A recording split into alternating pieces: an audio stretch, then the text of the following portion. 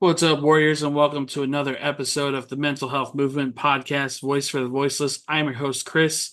Today's special guest he has 27 years experience of being a life and relationship coach. He is also a best-selling author. Please help me welcome Dr. Ray Doctor. Ray, how you doing, man? I'm doing good. Good Thank you to so much for reaching out and coming on. Sorry about the little bit of hassle that we had coming in, but I appreciate you taking time out of your week. thank you. I love doing this work, and if I can help people out there navigate their emotions and their life better, that's that's my purpose. Yeah, man. So let's talk about your journey into, getting into your line of work. How did this all come to be for you? What made you want to help people? Well, interesting. The first experience I had where I helped someone was when I was probably 3 or 4 years old, and a little baby fell into the deep end of a pool. Oh, wow. And there was no parents around. And my mother and her friend were talking in the living room, and my brother was trying to get the girl while she couldn't swim, like he put some object out there, but nothing was happening. But I didn't really like try to help. I didn't immediately. I knew I needed to get an adult. I just darted into the living room or into the house, and the mother came out. She jumped in with her clothes, and the baby was fine. And it's interesting. I have not ever shared that story on a Oh, wow. podcast or anywhere. I just remember that. I remember that good feeling. I remember that good feeling of, my mom and my basically my parents being proud, and how good it felt to be able to help someone. And that mother cried and held me too, like I was a hero. Powerful. So sometimes maybe it started then, but I remember being 16 years old and I was on LSD. And I remember being at a table and I was having these deep conversations with people. And I remember being very astute to what was going on, to where I was able to call things out. And I just had this hyper awareness. And maybe it was because I had died once before. I had a near death experience when I was 6 and when I was 16. And so in that, I remember that one moment of doing LSD, and I remember even the people were there where I had this interest of like talking to people. Of course, not on LSD, but but that's probably kind of where the excitement began. And then just like a lot of men who are angry, who are not able to save money or to get the car they want or the woman they want or the social currency. Um, I I would party sometimes, and I was a little bit out of control, and I got 2 DUIs. And on the second one, I went to a counselor. I was mandated to, and that led to conversations where I recognized I needed to work on myself. And that started around when I was 24. Oh, And then the wow. rest is where, I working with a therapist, working, on myself. It just became kind of a natural thing, like an excitement. But I was also a musician, and I still am. In fact, I played in an 80s parody band up until March 13th, 2020. Oh, So wow. when the country shut down, that's when my band, we played our last gig. Uh, but in that, when I had my music career happening. I owned a recording studio, but I started getting into holistic health, coaching, and it started to excite me. But, I had this idea I would be a rock star, this idea that this is what I really want to do when I was really good at coaching, but I was kind of denying it. It's kind of interesting. Like, no, I'm not supposed to be Dr. Ray. I'm not supposed to. And then when I hit like think 30 years old, I recognized that I was getting more excitement of helping people. And that led to going back and finishing school, get my master's and doctorate. So that happened a little bit later. And yeah, the rest is just more stories of relationships and more of my becoming and dark nights of the soul, Right. which you know what that is. It's interesting. The last person that I interviewed, I believe 2 days ago, um, we were kind of talking about like when you get to a near death experience or when you hit a crisis point of your life, it's always make or break when you hit that like hardest time of your life of what decision you ultimately make. And you going through therapy and trying the holistic help therapy route as well. What are the key differences between therapy versus like holistic health for in your view? Well, therapy, if you're specifically talking about psychotherapy, it's traditionally more about the process. It's more about a client who maybe hasn't spoken about being perpetrated or how they have felt insignificant with their father start to talk about it. They're no longer denying it. Many people probably could benefit from therapy because they just don't talk. Right. So I feel like it's kind of an initiation to start exploring those things that maybe had influenced you. However, there's really not a goal for some solution. It's kind of to hold that space, and sometimes clients will see a therapist for 20 years and they still have depression. They Hmm. still are single and they don't want to. But what ends up happening is that, the therapist becomes kind of a friend, I guess, and a confidant. And, the idea is that you're not in a relationship because you get clingy and you have attachment issues because you were abandoned. But that's not true. That might have influenced this person. However, there's ways to break through that, and I've seen it. So with coaching, it would be most coaches are more in the moment and it is outcome driven, such as if this person who had been single for a long time and they had been supposedly abandoned with a kid, like say the parents got a divorce and they just never saw their dad again. Uh, that a coach would talk about what do you want, what's in your way right now, and how can we get there. Therapist is interested more in like, how does this make you feel? What happened? Where are you in your life? So there's kind of more like this introspection and exploring with therapy, with coaching. We're looking for progress. But Interesting. when you combine them together, it's very powerful. And that's the work I do. And in my experience with therapy, I always feel that, to piggyback off of your point, they're looking more for the cause of what's making you feel the way you're feeling. Whereas, sometimes there'll be doctors that be like, oh, you have this symptom here, take this kind of medicine. Whereas therapy is like, okay, what is the root cause of why you're feeling this way? Why are you feeling depressed? And how can we get you to a point of where you want to start making progress? And that's where your line of work with the coaching comes in. And Mhm. I feel so many people take therapy for granted or just don't believe in therapy because that stigma of, oh, I don't want to tell people my problems, I don't want to have this conversation, and Mhm. dig within ourselves of trying to get to that level of feeling better. Well, anyone listening to this or watching us, let me tell you something. I'm going to let you in on a secret. The majority of your close friends and family already know your shadows, and they just tippy toe around it. Hmm. When you do that one thing that you do a lot and make excuses for, they know you're going to get defensive. They bring it up, or you're just not ready to hear it. But there's no secrets. There are no secrets. So rather than getting intertwined with a family member who's biased to where they might blame you for that behavior and how it impacted them in a negative way, take it to a therapist, take it to the coach, where you can say, I think I was an asshole, to, is it me? Is it her? Or whatever. You get an objective perspective. Yeah. And it's really good. It's a lot easier for you to see yourself in a pattern with someone who's not in a pattern with you. Right. And I had myself circled around a bunch of people who weren't pro therapy, who weren't pro getting help. So it was just kind of like, oh, well, if you're feeling that way, just talk to me. I'm here for you. And it's like, okay, you're here for me. You're here for me. Keep hearing that over and over.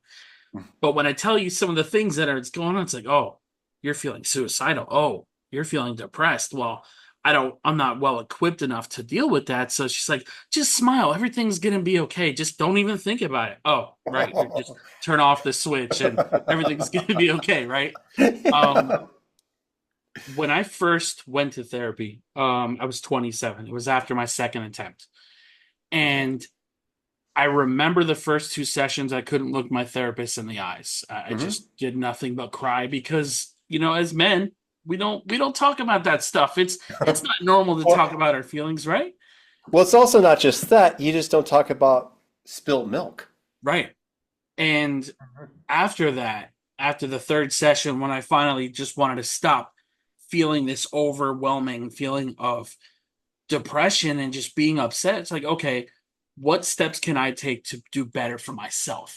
And I stopped confiding in a lot of my friends because, like you said, therapy is for that uh, non-biased opinion or viewpoint of what you're going through and how to help you. So I'm very pro therapy. And again, guys, for those of you who have been following this podcast, and those of you who have been listening for as long as you have, I will always encourage people to go to therapy. Now, I do Well, you're believe, alive. You're yeah, alive right, because of therapy, right? Let's just be exactly, real. yeah. Yes. And I know therapy is not for everybody, but there's No. so many different routes. There's coaching, like yourself. There's holistic healing. There's so many different avenues of healing, and it doesn't always look like therapy. Mhm. Yeah. Regarding the suicide attempts, uh, when you tried the first time, Mhm. uh, I was curious, were you thinking you couldn't get out of a situation, or was it about you? What, meaning that there's the idea that, so I actually had spoken to a lot of people who were about to commit suicide. I worked at the D.D. Hirsch, I think, suicide hotline in Los Angeles. And so in those conversations, the way that you kind of relate and meet with the person who's there is no, don't tell them straight out, don't kill yourself. Because maybe most of their life, people have been telling them what to do. You know what I mean? Right. It's their final right, their Hmm. final free will, right?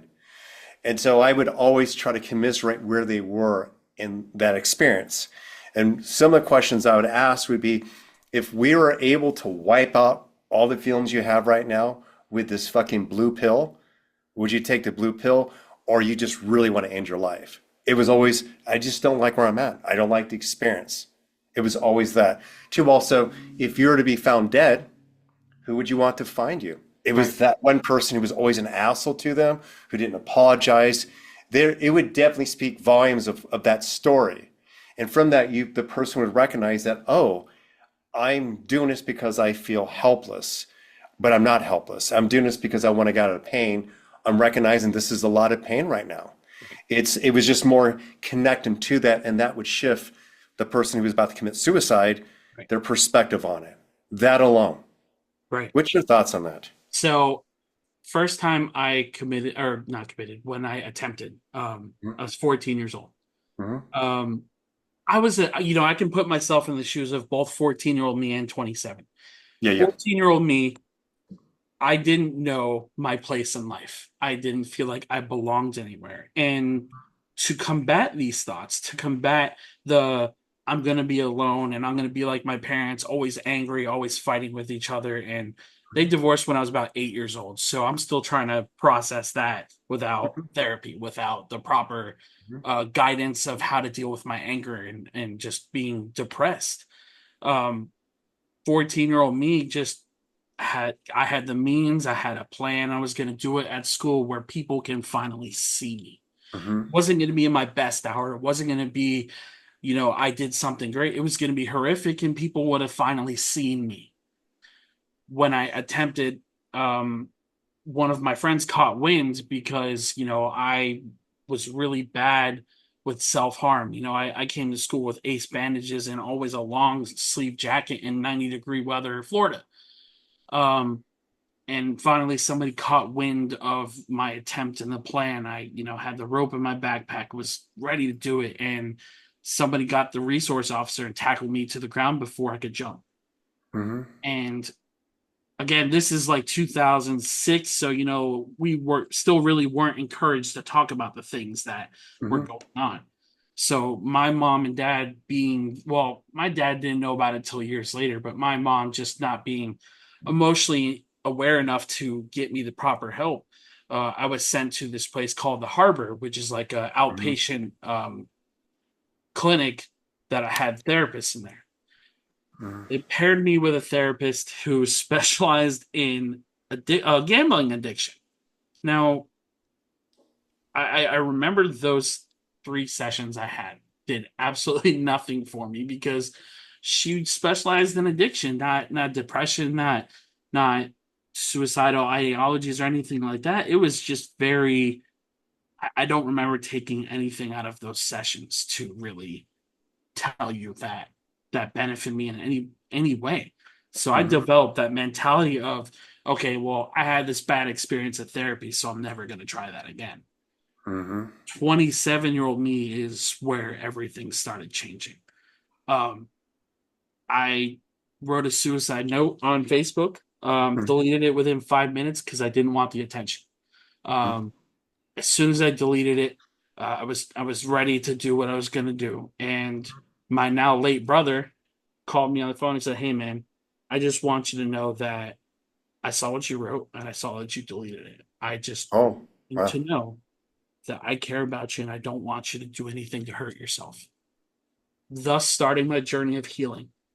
And when I went to therapy and talked How about did it, that feel to get that? How did that feel? it felt so validating. I know. Yeah. I've never had anybody see me or hear me or Hmm. want to hear me for that matter. And when I say I'm there for people, I mean it with every ounce of my heart because so many people that are in that position of their life of where they just don't know what to do anymore. At the end of the day, we all just want to be heard. We all want to Hmm. be seen. And I think that's the hardest part for so many people is they feel like that people don't care enough to want to hear them. Yes. Well, first off, when it comes to, say, social media, there can be a misconception of what a true friendship is versus someone just liking your post because you showed your boobs. Okay. Right. However, people who are socially awkward, who have challenges meeting people, they might rely on those interactions, whether it's talking to people through Instagram or even gaming. And so, but in that, when you turn off the computer, you turn off that connection, that person once again is alone with his or her thoughts. Right. And if they're alone with his or her thoughts in a home that's not happy, it just exasperates the problem. But here's the interesting thing, but before I go into that, even though I just met you, you've tried twice. You called me, you reach out to me, and I'm always open for you. Just remember that, I appreciate Chris. it. Seriously, Okay. I greatly appreciate that. Okay. So, again, I notice this with both men and women, but more with men. Yeah. When a man feels useful, when he feels like he can contribute, when he's seen a little bit for his efforts, it changes everything. Absolutely. And so there is the story of growing up in a home where you see adults who can't figure it out. So why would you want to be like that? As children, we can't really speak up, and if we do, we're not heard anyway. Also, we can't do anything about it because we have to live there, okay? So we're just absorbing all that shit like a sponge. And the issue is not so much whether parents fight. The issue is not about whether parents get a divorce. It's usually more about how the parents are not transparent with what's happening. So the children can adjust or make their own decision where they feel in control and can participate in a conversation. What happens is when a parent shuts down any question because they're going through their shit over your mom or your dad, and it hurts you because you don't want to take sides. You see both parents hurting, you're stuck feeling that shit. If your dad were to look at you and have tears in his eyes, and he would say, right now I don't have the answers, son, you would feel more certainty with that. So it's the lack of communication through the challenges to help you make sense of it. And so in a way, people don't have that experience, then they go to therapy, then they start making sense out of it. Does Right. that make sense? Yeah. If we were to communicate better in a transparent way, we might not need therapists. I don't know. I agree. Maybe it'd be just for trauma or like really, the real difficult things are when people truly have mental illness. Right. And one thing I feel like not enough people talk about is when parents have their favorite kids when they're going through, hard times, right? Hmm. I'm the oldest of three. I have a Hmm. little brother and a little sister. When my little sister was born, that was my mom's favorite. Hmm. When my brother was born, that was my dad's, and it manifested into that more and more as we got older, and especially when they got divorced. I was probably treated the worst out of all three of us. I was called names by my mom. I was called stupid by my dad. Just it was always a reoccurring theme growing up because it was just like he can do no wrong, she can do no wrong. Oh well, you're the oldest, so everything's your fault. It's Yeah. everything fell down on me. Um, I had a teacher that I met in, I think, first grade, right when my parents got divorced. She taught me how to tie my shoes. She saw me for the very first time after my parents got divorced. Me Hmm. and her are good friends to this day, and that was over 20 something years ago. And every time we talk about the things I went through growing up, it's just like, I knew you were going through stuff, but I didn't know it was that bad at home. I always tried to be there for you more than just a teacher because I knew that you needed that. Hmm. And, to bounce off of your transparent comment, I really wish my parents would have taught me healthier ways to deal with their divorce, healthier ways to communicate. Hey, I feel like shit because you guys are always arguing, and I feel like it's my fault because I don't understand what you're arguing about. And, Hmm. in that time of growing up, there were so many cops involved in her relationships. There were so many times we moved because of her relationships. So And lack of safety, right, lack of safety, lack of communication, lack of lack of stability. boundaries. Yeah. Yeah. Hmm. And it took me 27 years to understand and process that in a healthy manner. So this is interesting. Most people don't know this, and I hope everyone gets this. So now, don't quote me. I am not given a diagnosis, and I sometimes say stuff that's it's hard for traditional psychotherapists or psychologists to grasp because it sounds a little bit out there, but a lot of if a person's nervous system is overstimulated, then they're not going to experience the joy of life. Just remember that. Number two, if a person's nervous system is overstimulated, they're going to think about life and things more from the space of survival and defending, which is separating yourself from others because you do not feel safe. Third, if a person does not feel safe in their environment, they're not thriving. The side effect of that is depression. The side effect of that could be just constant, like fear of uncertainty. Because if you're always taxed with uncertainty, your body's not growing. Right. Your cells are dying. You're not expanding your awareness. You know what I mean? Like, so it's similar to like a person who finds that job and he doesn't change his job description and he's in that factory and it's the same thing and nothing's going to get better and it's the same conversations. We see people like that and they look really bitter. They Right. kind of have that Robert De Niro face. They look angry all the time and it's like life fucking punched them in the face. Yeah. I don't Yeah. know why he looks angry all the time, but the point is like, you see people like that. Yeah. And whereas you look at more feminine people or artistic people or people who like to dance or people who like music to where they're not taking life so seriously, where they seem to be happier. They seem to be more in that flow. They're enjoying, life itself. And so, I've had, for example, it's interesting, like during the lockdown, a lot of people went into depression just because they weren't getting sunlight, Right. you know? So we can shift who we are by getting out of our environment. But when we're kids, we're in that environment.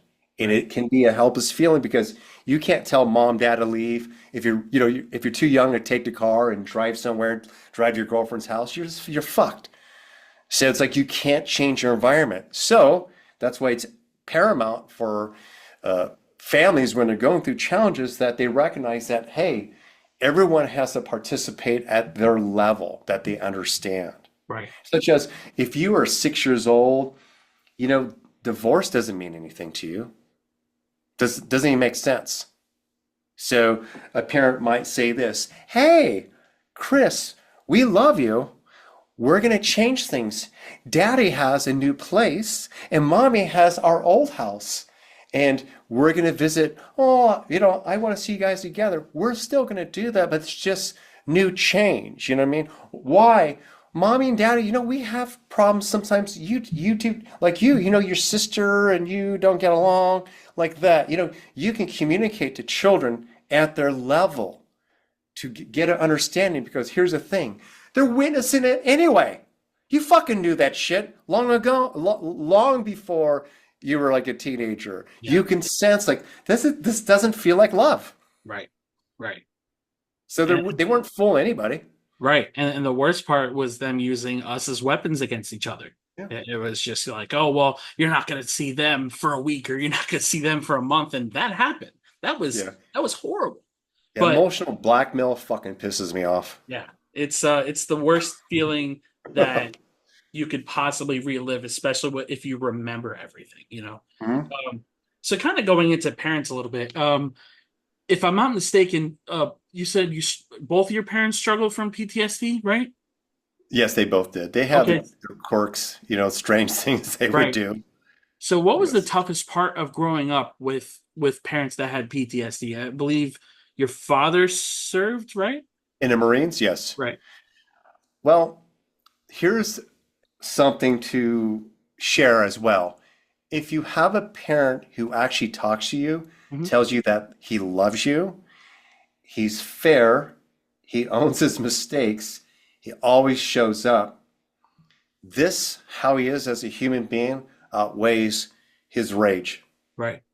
I just want to share that. Hmm. Sometimes is it the PTSD or that your dad's just an asshole? So it's clear that my dad was really cool, but he did sometimes have challenges.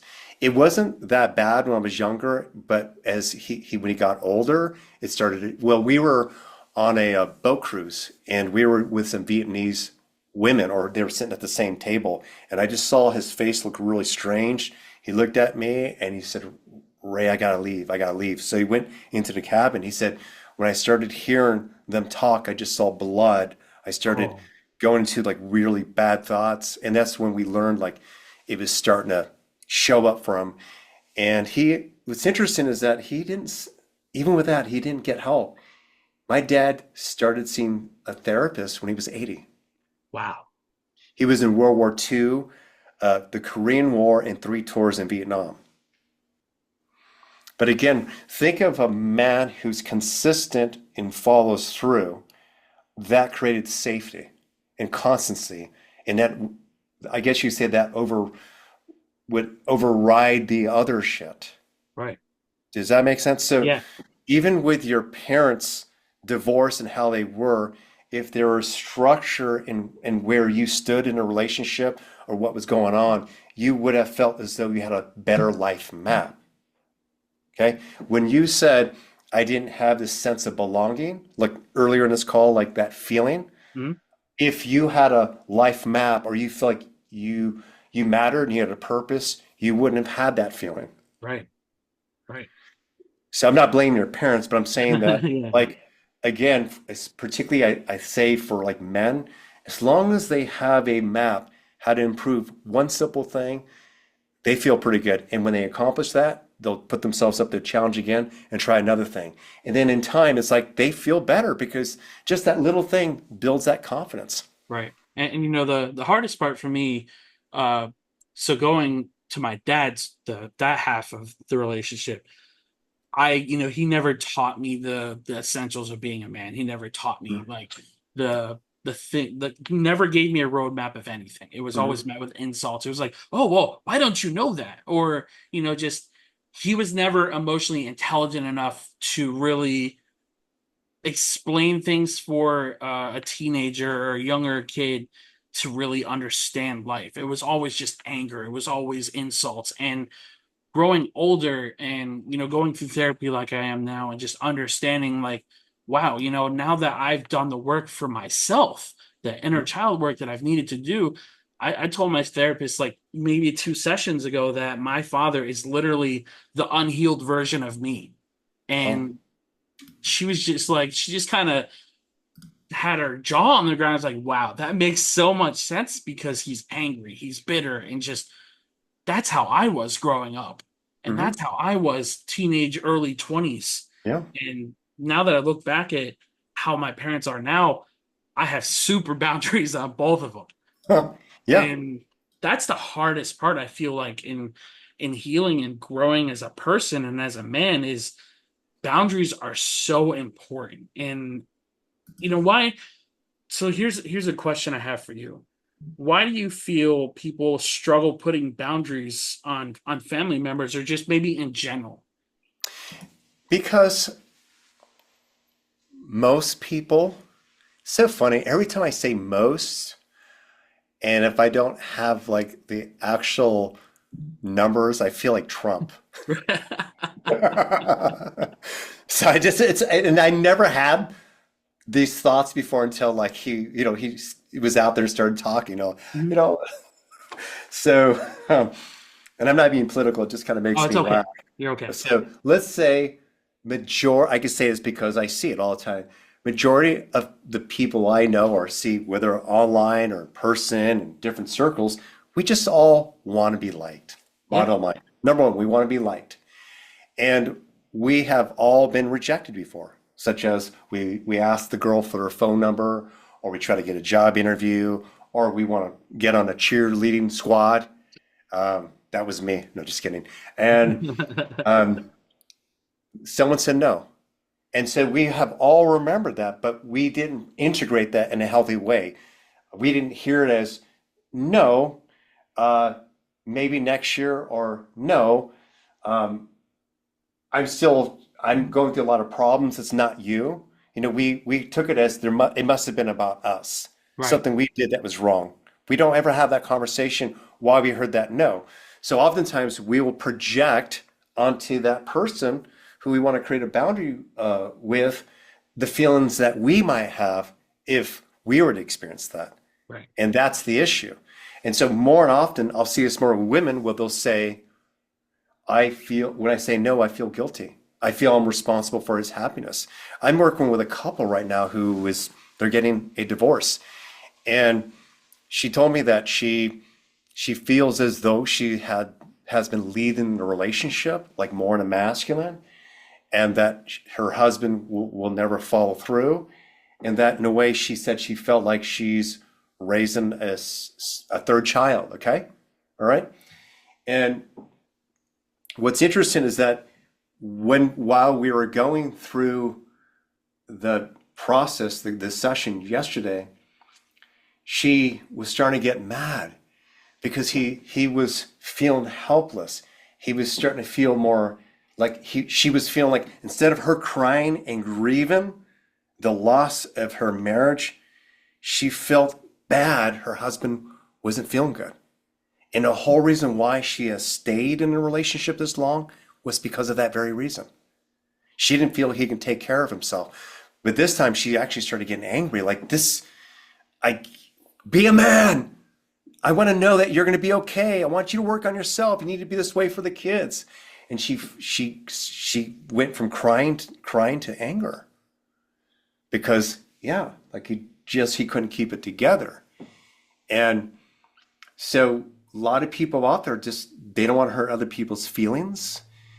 There's a lot of people pleasers in the world, Yeah. and particularly with someone who felt neglected from love, it could be you. I don't know that you might find yourself in that category sometimes because you're yearning for love. Absolutely. Unconsciously, it's like, oh, well, I'll take the fucking appetizers.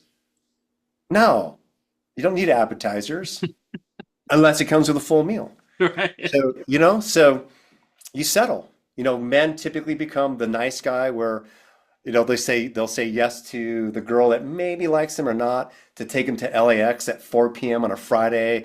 It's going to take 3, 4 hours of their time, and they're not going to get a kiss or anything, but they'll just go for it because she's hot, Right. because Right. they're the nice guy and are hoping that maybe something could shift. And then you have the people pleasers who are women. And sometimes those are women who witness their mother taking care of the alcoholic father, Mm. or a single mother who, uh, you know, she relied on community to support her, so she was always just being generous and making everyone happy. You know, we we seen a model these things. Right. So that was a long-winded response to your question. Wow. That's perfectly okay. Okay. I feel that, for me personally, my brother, my sister, and I all don't talk to our mom now. It got to a point where we had to create that boundary where we just don't talk to her anymore because Hmm. it's just very toxic relationship. Hmm. Um, I was the last of all three of us to stop talking to her, and it's funny because she did the most to me growing up. She was vile to me growing up. Hmm. And my explanation for it was I don't want anything to happen to her because I was the last person to stop talking to her. And Hmm. I kept trying to justify that in my head. I'm like, oh, well, if she were to take her life, it would be my fault. And I kept telling myself that, well, if I cut her off, I block her, she's going to take her life and it's going to be my fault. And Hmm. I had that conversation with my therapist and I said, Jess, I don't want to cut her off because if she takes her life, I'm going to feel like it's my fault. I don't know what to do. And I feel like she would do it out of spite because unfortunately, that's the kind of person she is. And she's like, you can't take responsibility for the type of person that your mom is. If she's going to do something, she's going to do something, but you Yeah. can't think of the worst possible scenario by setting a boundary for yourself. And I think I blocked her for like 2 years before I had a conversation with her again. Um, this past August was the first time in 2 years I actually talked to her. I Hmm. said, "Hey, want to wish you a happy 50th birthday. Not interested in a relationship or any more of a conversation, but you deserve to at least be told happy birthday and I hope you have a good day." And that was it. Hmm. Um, Does boundary that, for but me. do you actually believe that, or you feel as though that if it were to happen, you would still believe it?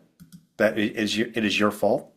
So I used to feel that way. I don't feel that way anymore Okay. because understanding the manipulative type of personality that she has, that was just her, having her things, embedded in me. It was just kind Hmm. of releasing that toxic feeling of that relationship. And when I cut her off, it was so gratifying, right? It was Hmm. the best feeling in the world when I stopped talking to her because Hmm. I didn't have to worry about what she was going to do, didn't have to worry about where she was going to live. She just keeps creating a pattern and creating just a mess behind her and just has Hmm. no sense of accountability Yeah. and just had enough. Yeah. So, um, you said that you don't have those thoughts anymore, like if she were to kill herself. But I wanted to say something to that. It's logical in that it's this. We all, I mean, particularly now, it'd be different if it was the 1950s, 60s. As an example, alcoholism wasn't really known. Right. You know what I mean? It wasn't really known. So we didn't know how to treat it. We didn't know it was a serious problem, right? Um, so this is a kind of a similar thing too, where we're aware now that there's more suicides. We are aware now of how it impacts the survivors. We now know that there are resources to help people who are suicidal. Your mother is tapped into that. She's also has seen movies and TV shows where someone committed suicide and it fucked up a lot of people in the home for a while. So remember, she's not separate from the knowingness of what would be the right thing to do. Right. So if she chooses the wrong thing, that is on her. And that's what your therapist is saying. Right. Yeah. I completely agree. And it's one of those things I had to pull myself out with force out of that mentality because Hmm. it wouldn't have been my responsibility to make sure she stays alive. Yep. And just accepting that she's never going to change, same with my father, is the hardest lesson I've ever had to learn. It was the hardest pill to swallow because, at the end of the day, we want to love our parents. We want to believe that they're great, loving people. And unfortunately, neither of that is true for both of my parents. They're not loving, they're not caring. Hmm. And at one point in my life before I went to therapy, I said if I was dead on the side of the road somewhere, they would have been the last to know about it because they don't care enough to keep tabs on me. And that's still the truth to this day. There's something you say, and you've said it a few times. I'm thinking, God, it sounds like I'm coaching a little bit, but it's a lot of times when people have parents who are not that loving, Mhm. that parents who say vile things and are neglectful, there's a story that a lot of people say, not just yourself. All the people say it. I know all of it. Is that fuck me? I just had a brain fart for a second here. So say what you said. I know what it is. It's the story of they disrespected me. It's a Mhm. story of they should have known better. It's a story if they were healthy parents. It's a story of it's the idea of how they did something to you and the kids. And that energy, that the way it's shared in that way could put you in a victim mindset forever Right. because it creates the idea that they were conscious of their actions. You see where I'm coming from? Yeah. So you'll Mhm. take it more personal. Right. So it's very important for you to recognize, no, hurt people fucking hurt people. Right. Hurt people hurt people. Uh, Disconnected people don't talk to the kids. Um, those who are apathetic don't feel what's happening to their children. Um, those who don't have a purpose are often lost and don't keep tabs on others because they're just trying to get through life. I can go through every, say, negative statement about them that's saying like it's as if they should know better and turn it around the way I just did. And if you could do that also, I mean, you'll find yourself experiencing, even when you talk about them, a little differently. Yeah. It gets rid of that power, Right. that energy, because they don't know better. And then also, the more you recognize that they're hurt people and they don't love themselves, then if you don't talk to your mom for 2, 3, 4, 5 years, it's not like you feel like you're missing love. Right. You're just not talking to this human being that had you. That's Right. supposed to be your biological mom. Right. You are in love with your partner. You're in love with life. You're in love with your friends. You know what I mean? Yeah. You're going to love anyway. She's not capable of it. And if she were a new friend who was not capable of holding your boundaries, if she were a new friend who that was always pessimistic and would never celebrate your wins, you wouldn't even talk to her, dude.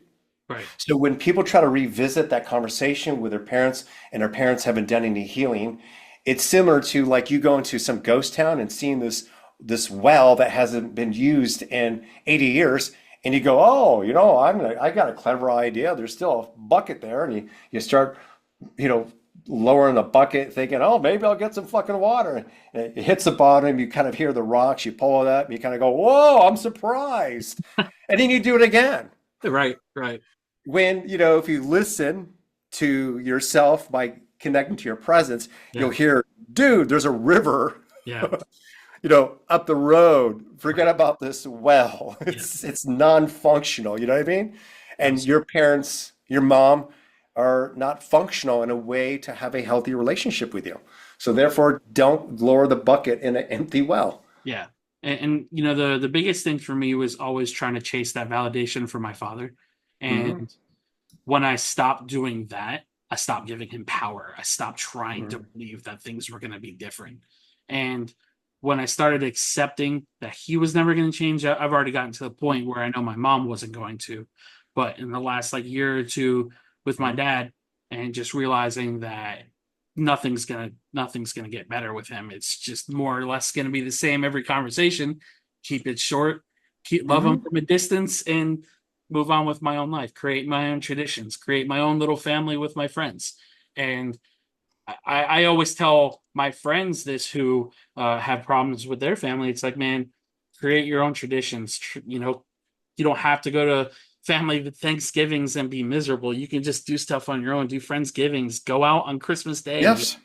and it's really hard for a lot of people to do that because uh, everybody tells you that. Oh, well, it's your family. You gotta love your family no matter what. It's like I disagree there, but that works for you, I guess. There's an exercise in my book, All It Takes Is One, this book here, where it's called a collective release ceremony. And that is the process I went through to also help me become closer to my parents. And there's around 26 statements that you say, and there's a release with that, so you could be detached from that idea. As an example, some women will live their entire lives with this experience that they missed out because they didn't have a child. Where did that come from? That's not a truth. It's not a universal truth. Every woman should have a kid, or every human being should be married, or every man over 40 should own their own house. Do you understand? There's a lot of outdated like shit out there we compare ourselves with that makes us feel unworthy. Right. So in this process, we do get to talking about our parents, such as where did uh, where did you have unmet expectations about your mom, to what did you think the perfect mom was, to like being able to let go of that idea so you can let go of the idea that she should have known better or could have done better. Right. It's just recognizing that she's another human being, with a soul, and that she's here on her own free will. I've communicated to my best ability. I've become a good man anyway. I've done therapy anyway. And I know I'm speaking nonviolent communication and she's still not showing up. So this is just where she's at. I'm not saying no forever, but until she kind of does some more development or whatever, I'll just take her in small doses. And that's a healthy choice, dude. That's a Yeah, freaking healthy choice. absolutely. And it takes that power away from both of them, you know. Yeah, yeah. So I believe in your bio you said you're a single parent, right? You're a single dad. Yes. What is the most important lesson that you try to teach to your son, right? Your Son? son? Yeah, Yeah. son Max. Well, I'll give you something really deep.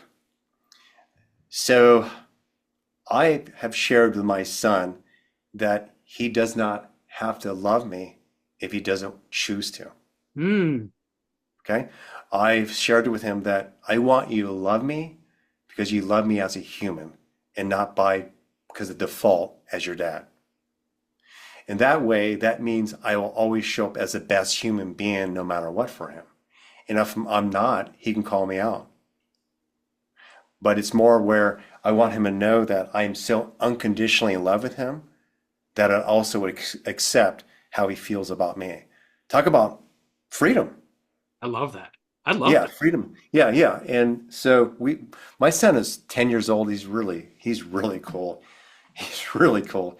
Uh, but yeah, he's a funny guy. And that's one thing. And I'll share another one. So early on, when we were watching, TV shows, we don't watch a lot of TV, but movies, there are two types of scenes that they always show.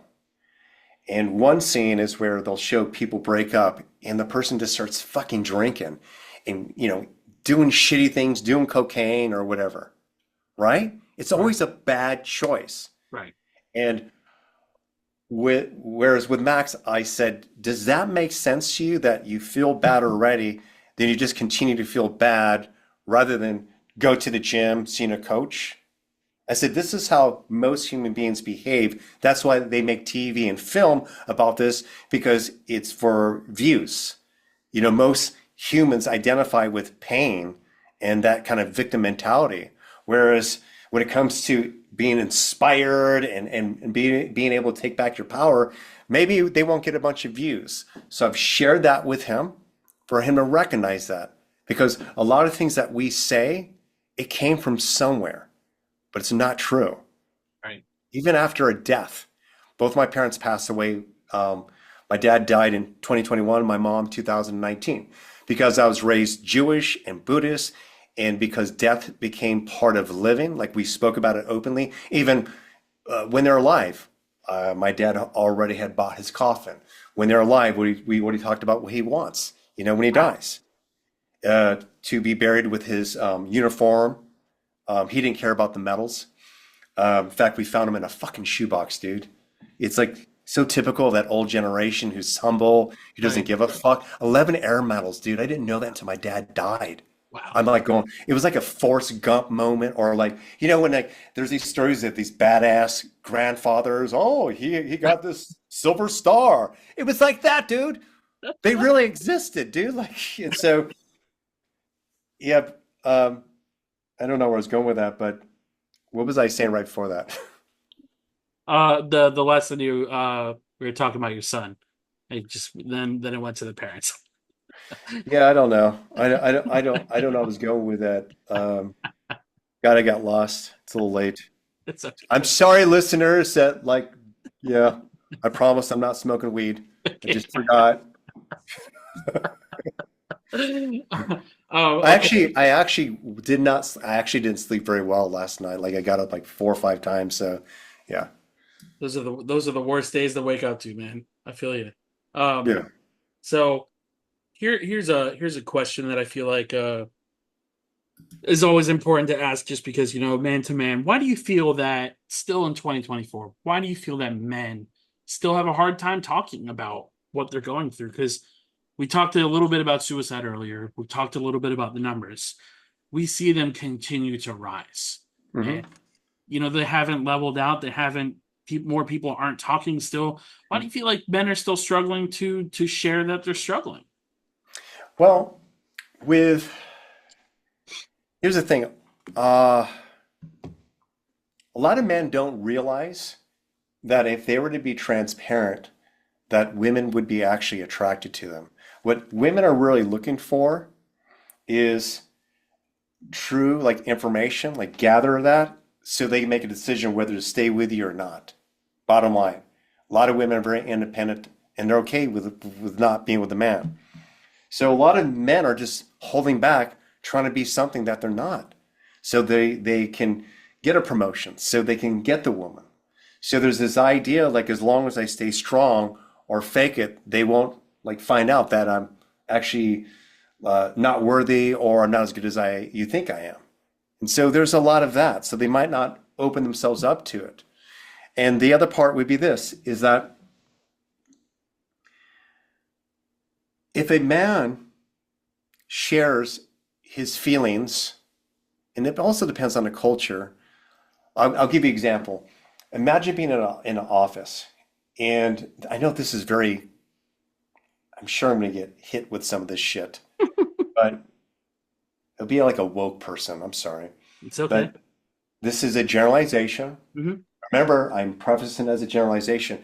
If a man were to be in an office and he's like, "Oh my God, I don't know what I'm doing in my life. No, no, no.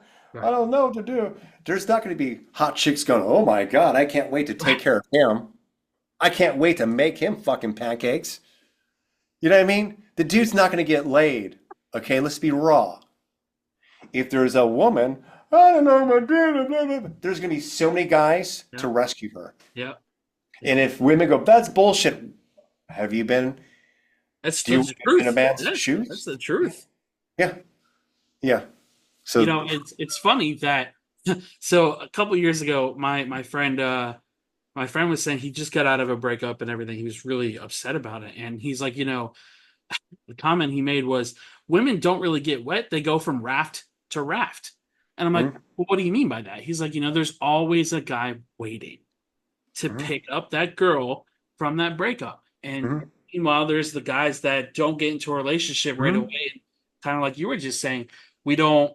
We don't cry out in public. We don't talk about Mhm. those things because we're worried about the perception of the public. And, for me, when it comes to like me sharing and me talking about my story and telling my truth and saying how I feel, it's never with tears in my eyes. I feel like if you speak from like strength, like, hey, like I overcame this, and yeah, all these things Yes. sucked, and Mhm. it was some of the worst times in my life, and so many times, oftentimes more than not, I didn't want to be here anymore. But you know what? Healing is so possible if you start talking about it. You don't have Yep. to cry. You don't have to, you know, wallow in your sorrows. You can say it from strength and still be a man and rub dirt in Mhm. it. And I hate hearing those phrases because it's like, man, I hear you. We can be protectors and we can be providers, but we need to be those things for ourselves too. Protect Yes. yourself. Mhm. Protect those things that hurt you when we were younger, because man, there's so much shit that I still have not to this day openly talked about because they're really hard truths to realize. I'm like, damn, Mhm. yeah, I really did those things and that really happened to me and I don't want to talk about it. But you know what, Yep. man? Telling your story can be told without tears in your eyes. And I Mhm. have no shame in telling my story. And if that turns people away, if that turns people off, okay, then it wasn't for you. And that's Yeah. my mentality forever. Isn't it great to live out loud? It really is. Yeah, It it's really pretty cool. is. Yeah, I'm enjoying this. So on this call, what, 10, 12 minutes ago, I dropped whatever I was saying, I forgot. So there's an example where I made a mistake and I'm supposed to sound smart, but I'm human and I'm not firing on all cylinders right now because I got up at 4 a.m. and I had very little sleep. It's okay. Usually I'm very quick. I can talk really fast, but I don't identify to perfectionism anymore. And I don't ever tell a host, hey, can we stop and go back? Life Right. just moves forward. Yeah. And so with that acceptance, like it gets easier. No one, unless you're just an asshole and heard what 10 minutes ago and you're going, I can't believe you blew it. I'm like, well, I'm just say fuck you, okay? That person. But for most of the people here, they're probably going, it didn't even matter. I wish I got the end of the story because it sounded interesting, but hopefully people feel my heart and Yeah. realness with you. Yeah. And that's if you're just real, and you're open, like even real, like your parents. Hey, we're your parents. We're young and we don't have our shit figured out. Just be real as much as you can. And if you don't know how to talk, you get people to help you out. Yeah. So, we need people to be real, transparent, and authentic, and things won't get so blocked. Yeah. I agree. And one of my favorite sayings is if you're not raw, you're not real. Yeah. And I don't like talking through a mask. I don't like pretending like everything's okay when they're not. If I'm not okay, I'm gonna tell you, hey, I'm not okay. And it's okay to say that out loud. And Mm-hmm. I feel so many people have a problem with that one sentence. Like, man, there are people in high places that are musicians with millions of dollars. Chester Bennington, who is one of my favorite human beings in the world, told you guys how he was feeling for years before he took his life. Mm-hmm. Doesn't matter how successful you are, doesn't matter how many degrees you have, how much money you have. We're all human beings. And I'm so happy that you said that, man, because it's so hard to find like really humble and really real people in this community sometimes because like we're all hypnotized by views, we're all hypnotized by how many likes that a comment's going to get you, and Mm-hmm. being as raw as you are, being as real as you have been, man, I again genuinely appreciate your insight on that, man, because it's Well, so it's been important fun to do. chatting with you, and yeah, thank you for having me on this call. So one question I ask all my guests this towards the end is if you could change one thing in this community, what would it be? It would be to help people use feedback better, such Absolutely. as um, it to use it for higher learning, to recognize a person might be saying this because they actually care and they're being really vulnerable. It's just as uncomfortable for them to say it as it is for you to hear it, but there might be gems in there. Like there's so much people who really love you and are willing to be like non-biased and just tell you what they feel is not working in your life and to tell you like what they feel is really working in your life, you'll hear some stuff. And so as an example, my God, I should just go through my book a third time. I forgot some of the stuff I have written in there because I edited some stuff. But an exercise that I have people do to really get clarity of how they might be shown up is this: get at least three people together, at least a mix of male and female. I guess it's okay if it's a they, but you want to get different types of people, and you first send them a message, whether it's through text or email or voice message. Hey, I'm working with a coach. I really want to grow, and I really value your input. And I'm not going to defend. I'm not going to deny. I just want to hear what you have to say. And then when we're done with this call, we can circle back and talk if it feels right. First question, what do you see working in my life? Second question, what do you see not working in my life? Third, if you were me, what would you change or do differently in my life? Number four, is there anything I've done to hurt you? That's it. The last one is more of the gift to them. And also that there might be like some hidden resentment. Yeah. And that will break open the relationship in a better way forever. Absolutely. Because they say, yeah, when you left me that, strand in there and you didn't really take accountability, it's a rough spot in my body. All you have to say is that I'm sorry. I didn't know. So that exercise alone would probably point out the ways that you show up when you're trying to date, to what happens when you're at a meeting and maybe you botch it because you tried too hard. Your friends might say, I think you just tried too hard. Like all of that shit, there's just so much valuable insight. Right. Listen to feedback better. That's what's helped me. Yeah. That's a good one. And, earlier when you were talking about kind of like slipping into that victim mentality when I was speaking on my parents, that helped me a lot too. Cause like, I know sometimes people can fall into that mentality and not really meaning to. It's like, oh, well, they did this, and this to me. But, countering it with all the strength that you found with all in that, I feel like is super important too. So thank you for that criticism earlier. Not really criticism, but just kind of like feedback, because I feel like it was really important for me to hear, because I know sometimes telling my story about my parents can kind of drop me into that little bowl of darkness for a quick second there. So thank you again for that. Thank you for receiving it. Honestly, Chris, what excites me more is when a man receives what I have to share and they do something with it. It changes their life, shifts their perception. And I'll tell you why, what's interesting for me. Like, I used to learn from elders. Mm-hmm. I used to listen to older people. A lot of younger people don't listen to older people anymore. Yeah. So when that exchange happens, you are reciprocating, with me as well by sharing it. So thank you, brother. Yeah, of course, man.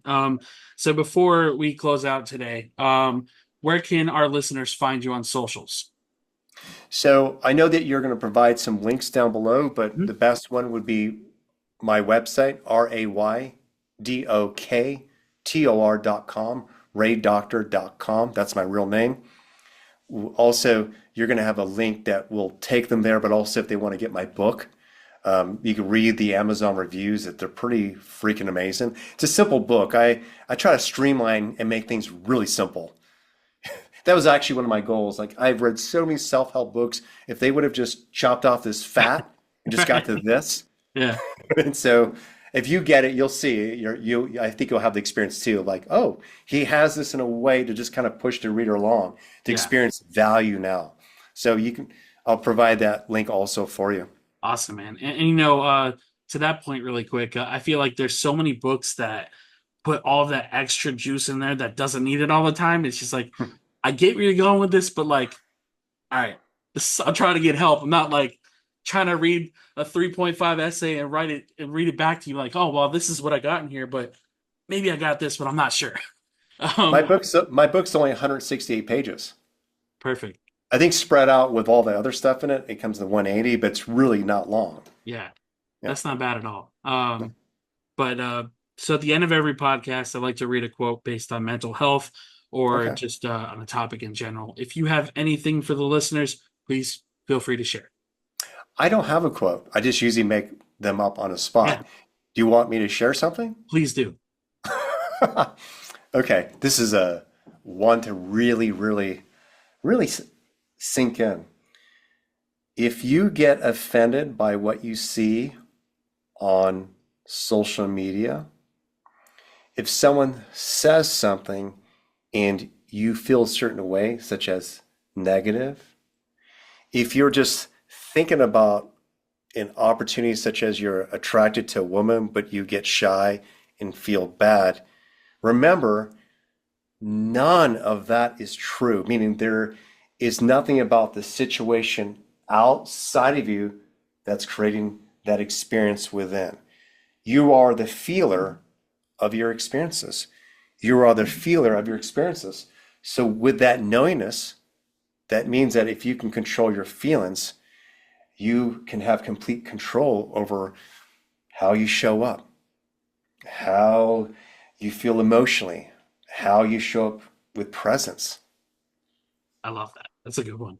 Just remember that, like, wait a minute, I'm creating that experience within, such as you, someone might cut you off while you're driving and you're just angry while this person's like listening to fucking Kenny G, just driving like a jack off. He doesn't even, he's oblivious to what's happening on the road, and you're freaking hitting your steering wheel. You're the one who's having high blood pressure in that moment. You're the one who is in fight or flight and stressed out. You know what I mean? So Yeah, remember that that's that as well. right. That as well. Remember, you're the one who's feeling the discomfort in your body, not the guy listening to the Kenny G, and he's driving 40 miles per hour in the fast lane. That actually happened, I love Chris. that analogy. That's a good one. Dude, it was me, dude. I was the fucking asshole. Huh? I drove by and I'm mad, and this guy was just, he looked at me, he actually waved. He had no idea. He cut me off. And that was a moment I went, oh my God, this is me. I love This it. is me. That's a good one. I know. So, All right. so the quote I have is from Brene Brown, and it reads, "Vulnerability sounds like truth and feels like courage. Truth and courage aren't always comfortable, but they're never weakness." Yeah.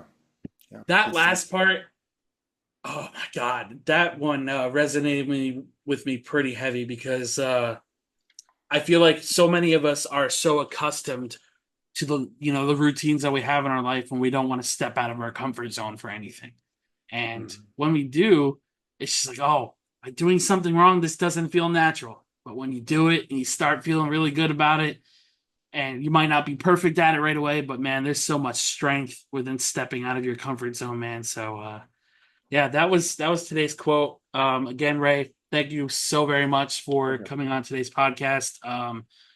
Great conversation, a lot of really good back and forth, man, and greatly appreciate your insight on everything. It's been fun. Remember, I told you, you called me, dude. I mean, I know you're gonna be fine, but I'm open. You can Yeah, always call me and reach out. I So, appreciate that, man, sincerely. all right, brother. For all my listeners, thank you guys so much for supporting as always. Till next time, much love, and as always, be gentle with yourselves. Take care, guys.